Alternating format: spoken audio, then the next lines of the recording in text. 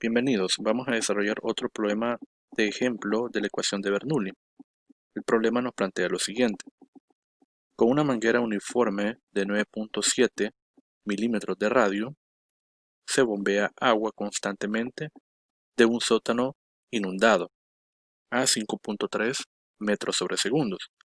La manguera atraviesa una ventana de 2.90 metros arriba del nivel del agua. ¿Cuánta energía suministra la bomba?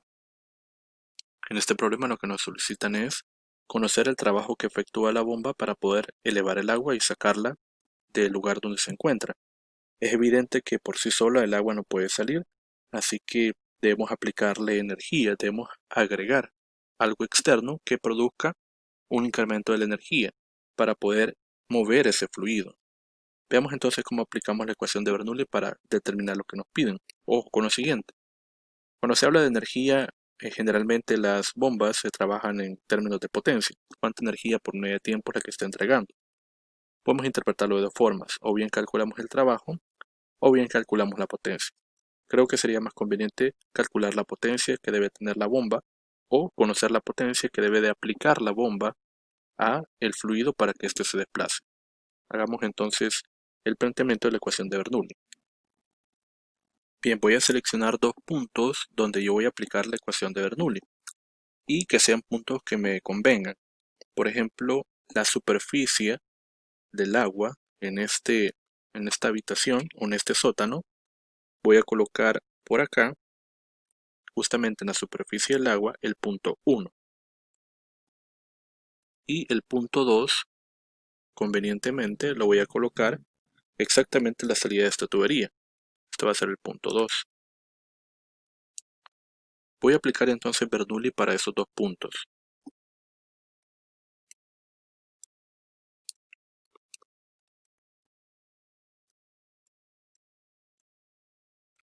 Bernoulli en 1 y 2.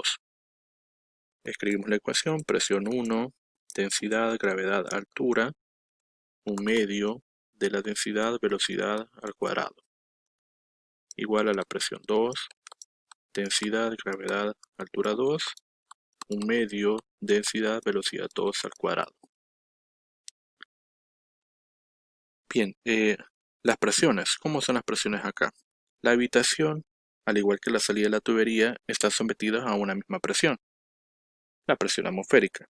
Sobre la superficie de este líquido tenemos entonces presión atmosférica, al igual que sobre la salida de este fluido. Aquí tenemos presión atmosférica. Podemos decir entonces que la presión del punto 1 y el punto 2 son iguales.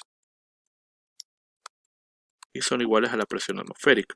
Por tanto, las puedo eliminar de la ecuación. Ahora, ¿cuál va a ser mi nivel de referencia? Otra vez por conveniencia voy a utilizar un lugar donde puedo eliminar magnitudes.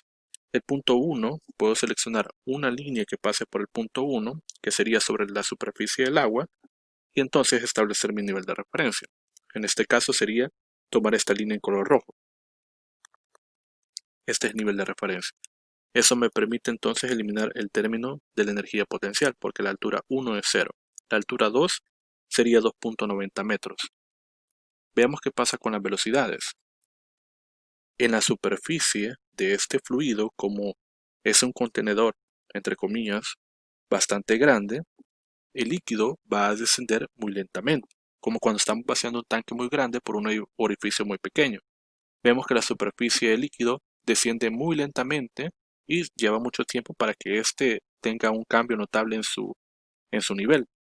Entonces podemos considerar que la velocidad del punto 1, si la comparo con la velocidad del punto 2, que observo yo que tiene una velocidad de 5.3, y yo estaría observando que en esta manguera el fluido viaja más rápido, entonces podemos decir que la velocidad del punto 1 es mucho menor que la velocidad del punto 2. Es una velocidad pequeña, entonces por lo tanto la velocidad 1 la puedo aproximar a 0. Esto me permite entonces eliminar el término de la energía cinética. Ahora la velocidad del punto 2 pues la conocemos y dijimos que es 5.3. Como observarán, aquí me da lo siguiente, me da un resultado de 0 del lado izquierdo y me da una cantidad diferente de 0 del lado derecho. Eso no puede ser posible, ¿verdad? Entonces significa que este fluido no se puede mover por sí solo. Debe de haber algo que produzca esta energía y que aumente la elevación y aumente su velocidad para poderlo expulsar. Entonces, en esta ecuación no hemos incluido el término de esa energía. Vamos a agregarlo entonces a la ecuación. Se lo vamos a agregar obviamente del lado izquierdo. Entonces, ¿quién produce la energía? La bomba. Vamos a llamarlo entonces de esta forma, el trabajo de la bomba. Y acuérdense que todas estas energías están por unidad de volumen. Entonces sería la energía de la bomba o trabajo de la bomba por unidad de volumen. Más todos estos términos. Entonces ahí estamos incrementando su energía. Entonces lo que nos quedaría es lo siguiente. El trabajo de la bomba por unidad de volumen es igual a la densidad por la gravedad por Y2 más un medio de la densidad por la velocidad 2 al cuadrado. Bien, aquí podríamos determinar cuál es el trabajo de la bomba, pero mencioné que lo más importante de una bomba es su potencia. Voy a despejar entonces de esta forma. El trabajo de la bomba es igual al volumen, el volumen que puede ser capaz de desplazar, por el factor de la densidad, gravedad, altura 2, más un medio de la densidad por la velocidad 2 al cuadrado. Bien, ahora, como me interesa la potencia, si yo divido este término entre el tiempo y todo este término entre el tiempo, obtendría entonces la potencia de la bomba.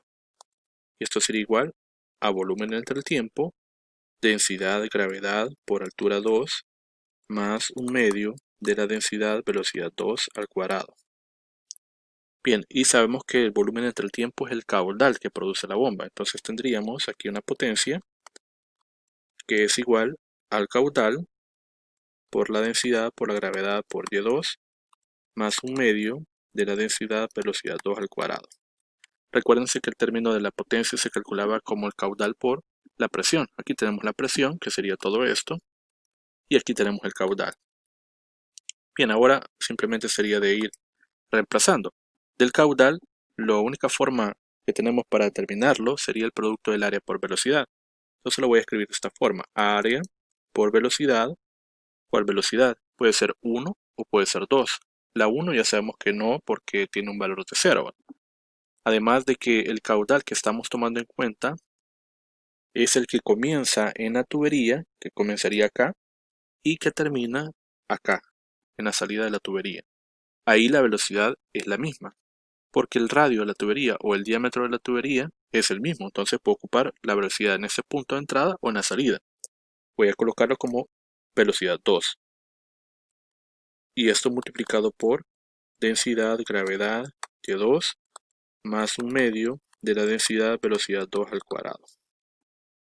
Bien, ahora sí, voy a reemplazar todos los términos. El área sería pi por el radio al cuadrado. El radio que nos dan es de 9.7 por 10 a la menos 3 metros al cuadrado. La velocidad es de 5.3. Con esto tenemos el caudal. Esto multiplicado por la densidad, que como es agua sería 1000, por la gravedad 9.8, por la altura, que es 2.9 metros, más un medio otra vez de la densidad, que es 1000, por la velocidad 5.3 al cuadrado. Bien, ahora podemos calcular la potencia de la bomba. Esto nos daría de 66.53 watts. Esta sería la potencia que debe de entregar entonces la bomba. Quiero que se den cuenta entonces que este ejercicio requiere de agregar en la ecuación un nuevo término, que es el término de la energía, ¿verdad?, que produce un agente externo. Generalmente va a ser una bomba, ¿verdad?, que es la herramienta que se ocupa para poder mover un fluido. Entonces acá terminaríamos con este ejercicio.